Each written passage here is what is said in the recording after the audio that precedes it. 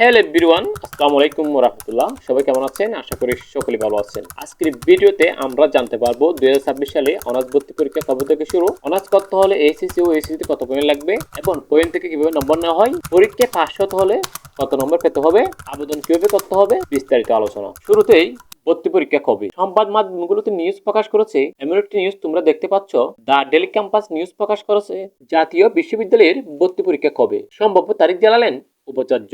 জাতীয় বিশ্ববিদ্যালয়ের আগামী 2025-26 শিক্ষাবর্ষে ভর্তি পরীক্ষা আগামী মাসের ডিসেম্বরের শেষের দিকে শুরু হবে জানিয়েছেন বিশ্ববিদ্যালয়ের উপাচার্য অধ্যাপক এএসএম আমানুল্লাহ। তিনি বিষয়টি নিশ্চিত করেছেন এবং গত বছরে নিয়েই এবছরও এমসিকিউ পদ্ধতিতে পরীক্ষা হবে বলে তিনি জানিয়েছেন। অর্থাৎ আমাদের পরীক্ষা ডিসেম্বর মাসের 2025 সালের ডিসেম্বর মাসের শেষের দিকে হবে। আমাদের হাতে এখন কিন্তু বেশি সময় নেই, আমাদেরকে এখন থেকেই প্রস্তুতি শুরু করে দিতে হবে। দ্বিতীয়ত আমরা জানবো আবেদনের ন্যূনতম যোগ্যতা নিয়ে। এইচএসসি 2022-2023, এইচএসসি 2024, এইচএসসি 2025, অর্থাৎ এইচএসসি 2022, এইচএসসি 2024 তারা ভর্তি পরীক্ষা দেওয়ার জন্য সেকেন্ড টাইম সুযোগ পাচ্ছে। আমাদের কোন বিভাগ থেকে কত পয়েন্ট প্রয়োজন হবে? ন্যূনতম মানবিক বিভাগ থেকে এইচএসসি তে 2.50, এইচএসসি তে 2.50, মোট 5.50 লাগবে। ব্যবসা শাখা বিভাগ থেকে এইচএসসি তে 2.50, এইচএসসি তে 2.50, মোট 5.50 লাগবে। বিজ্ঞান বিভাগ থেকে এইচএসসি তে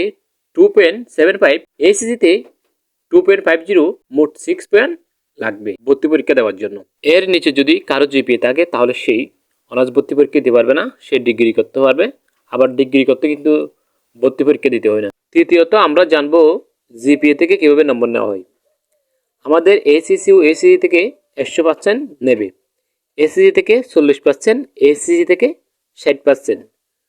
মনে করো তুমি এইচএসসির মধ্যে 4.25 পাইছো, 4.25 দিয়ে গুণ 40%, আচ্ছা হচ্ছে 1.7 সমান, এটাকে গুণ দিতে হবে 20 দিয়ে, তাহলে আমার আসছে 34। এইচএসসির মধ্যে মনে করো তোমার আছে 3.25, এটাকে গুণ দেবা 60%। এইচএসসির মধ্যে কিন্তু 60% নেবে তোমার থেকে, 60% আছে 1.95 সমান, এটাকে গুণ দেবা 20 দিয়ে, আছে 39 নাম্বার। তাহলে আমরা এসএসসির মধ্যে পেয়েছিলাম 34 নাম্বার, মোট পেয়েছি আমরা 73 নাম্বার। যে জিপিএ হোক না কেন, প্রথমে তোমার পয়েন্টটা বসাবা, তারপর গুণ দেবা, তারপর হচ্ছে 40%। এইচএসসি হলে 60% দিয়ে যেটা আসবে সেটাকে 20 দিয়ে গুণ করে দিলে তোমার প্রাপ্ত নম্বর চলে আসবে।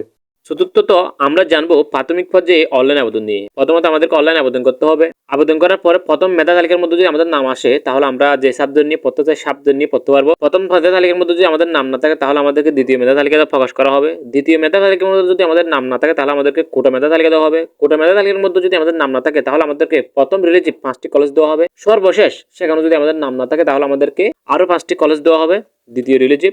এই ছিল আজকের ভিডিও। অবশ্যই ভিডিওটি যদি ভালো লাগে একটু হলেও উপকার আসে লাইক কমেন্ট শেয়ার করতে বলবে না। দেখা হচ্ছে পরবর্তী ভিডিওতে, ততক্ষণ পর্যন্ত ভালো থাকবেন, সুস্থ থাকবেন। আসসালামু আলাইকুম ওয়া রাহমাতুল্লাহ।